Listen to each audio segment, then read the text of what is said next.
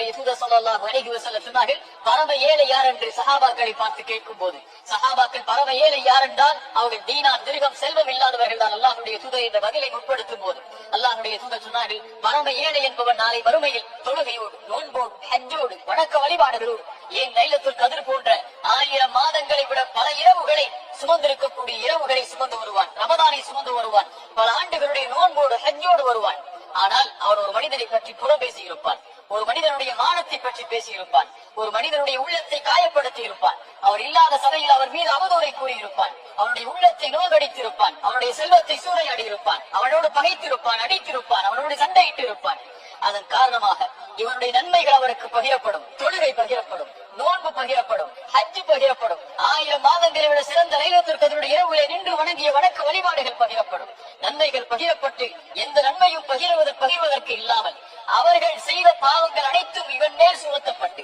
நன்மைகளோடு வந்த இந்த மனிதன் நாளை மறுமையில் நரகத்திலே மற்றவர்களுடைய பாவங்களால் நரகத்திலே தூக்கி வீசப்படக்கூடிய இந்த மனிதன் தான் பரம ஏழை என்று அல்லாஹ்வுடைய தூதர் ஸல்லல்லாஹு அலைஹி வஸல்லம் சொன்னார்கள்.